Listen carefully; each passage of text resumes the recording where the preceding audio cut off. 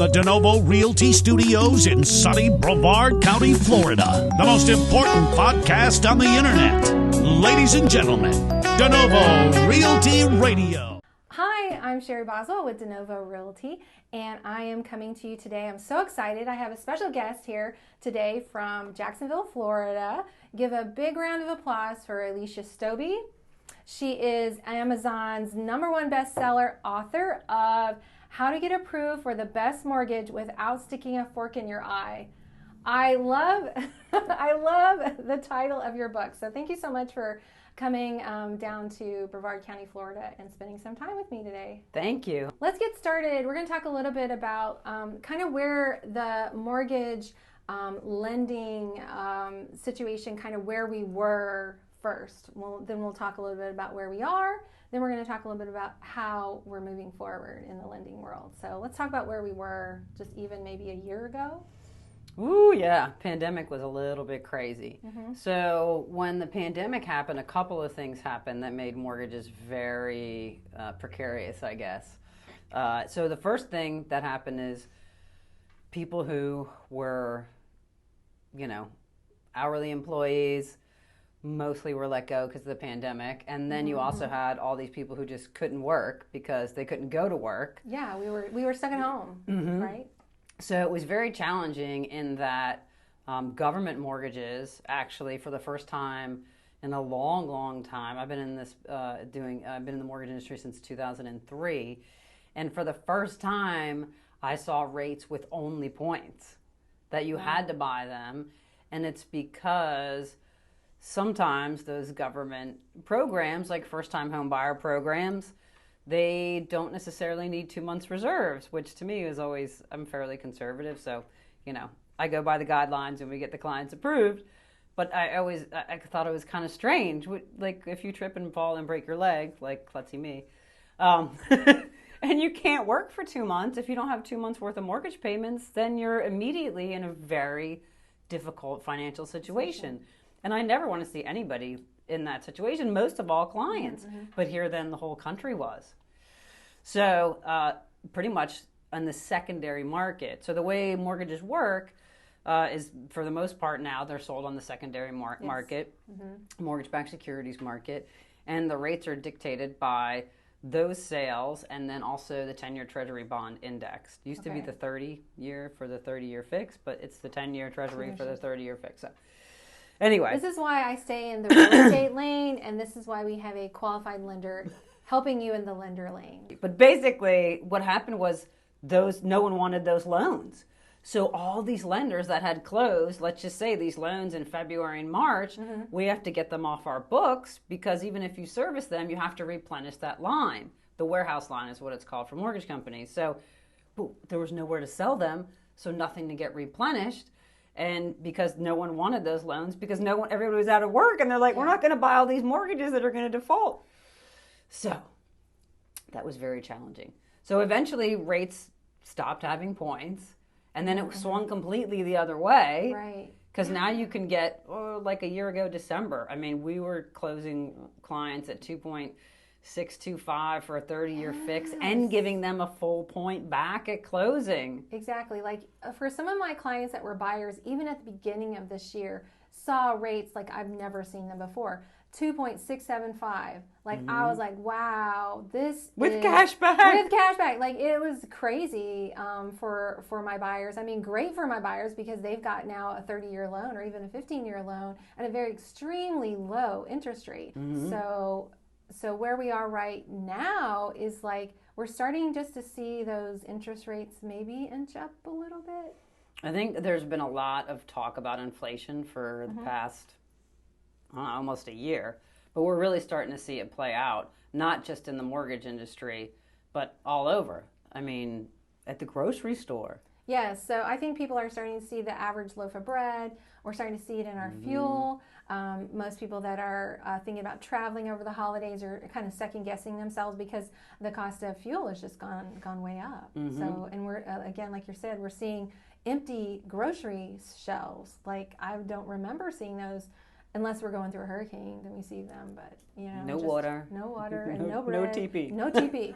So it's like pre-COVID again. So with the shelves in the grocery store. So if buyers are in the market right now and they're not waiting, they are relocating here. They really want to be in a certain school district, or they want to be they know they're going to be here for 5 years or so. We have a lot of military relocate here as well. They buy something and they hopefully maybe is an investment property for them later on, or just folks that are retiring down here as well. As a real estate agent, how can I engage my lender and be able to help them have the best offer and be the best buyer on the table right now when I'm facing maybe multiple offer situation?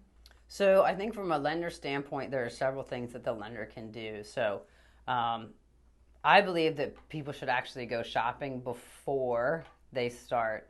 Shopping? What's this shopping? They should talk to several Everybody lenders. loves shopping, right? Everybody go shop. Because I think the bottom. Doesn't that hurt you? Doesn't that hurt your credit if they go shopping? No. So they can actually get their credit pulled several times in the same 30-day period. Great question. Thank you. I get that asked all the time. When they say, well, they've already come to me maybe with an out-of-state lender.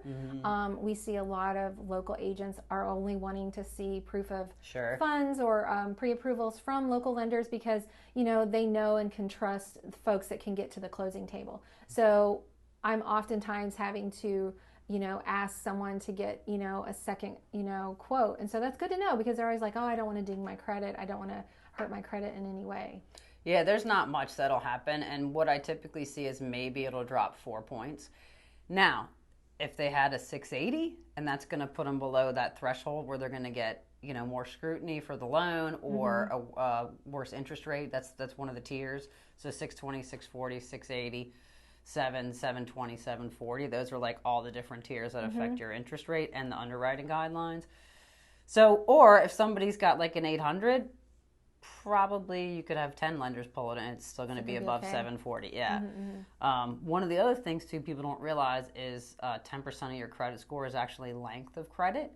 So if you have an older couple versus somebody in their 20s, they're much less likely to have an issue if somebody pulls their credit a few times versus the younger person because, they just don't have as much credit. Yeah, that's good to know. I think that's the side of lending. There's so much to know on the financial side of it that you really have to have somebody who understands how that affects your credit, what the market's doing, who are they listening to. They're the ones that are going to have like that monthly payment number, that bottom line number that a buyer needs, I think, in this market, because once they know exactly how much money they can spend, what their monthly payment's going to be with tax and insurance, at least a really good rough amount from a lender, to me, I think that's the best foot forward in this market, because then we're showing you properties that are going to meet within those guidelines. And as long as we're within that, $20,000 to $30,000 budget, we will have something to work with.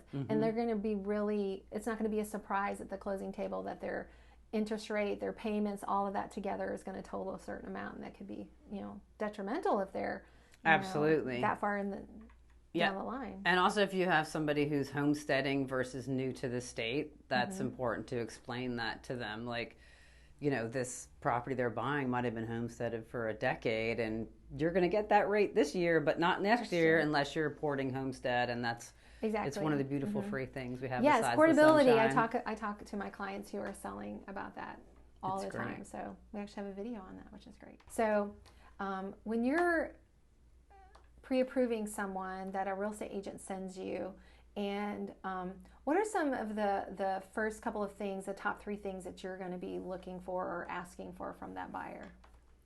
Got a job? Are you working?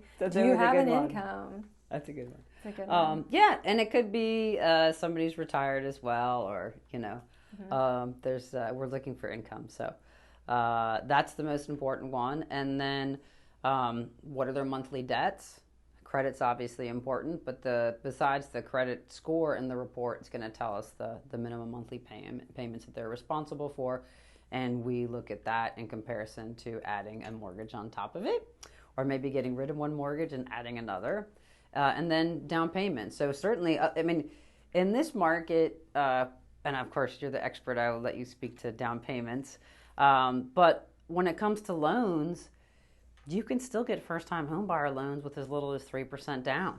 Oh, wow. Yeah, that's an option. So, yeah, a lot of people don't I mean, and it's great if you can, for the strength of the offer, obviously, to put 20, 30% down, looks healthier. But depending on where you're buying and what the market's like, they're conventional 3% down for first-time home buyers, and FHA is 3.5%. But that conventional is very competitive. And the other thing about it is, it's technically a first-time home buyer, but that just means you haven't owned a home in 3 years. Ah, so 3 years is so if you haven't owned a home in 3 years, the reset button. It's the reset button. So we're entering 2022, and what do you see on the horizon? Any big changes in the lending world? Are we going to see any types of different loans? Are we going to see a little bit more overreach? What are we seeing? So it's interesting, as we talked about, right? Is there going to be a slowdown? Which I think there's not going to be a dramatic dip. That's just my 2 cents. I'm not in Vegas. But I think for a couple of reasons in Florida, right, we don't have state income tax. The weather's amazing. If you don't have to be stuck in, I mean, for some people, they love cities. I loved the city when I was younger. I'm not younger anymore. Some people love the snow. Yeah. So I think in Florida, we're going to be seeing that. I think we'll see some consistency. Yeah, I think our market's going to still stay pretty consistent for the resale market. The low inventory is what we're up against right now. It's not that people can't qualify for a loan now, because I think most people are back to work. Even if the rates are going up just a little bit, we see that like you said, maybe the home prices are going to maybe even out a little bit, plateau versus like a huge dip in the market. But still, even if we saw like 6 or 7% appreciation, if you look at that, like just take a $300,000, $500,000 price point, that's a lot of money. It is.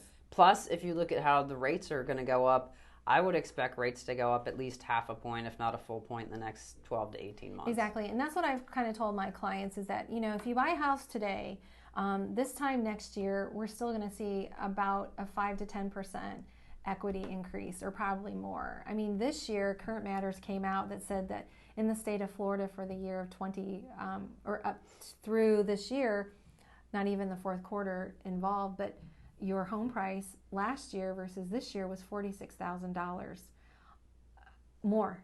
That's a lot. That's the average price of equity that somebody had in their property when they went to sell it. Yeah, when else could you get that much money for sitting at home? Not the stock market, right?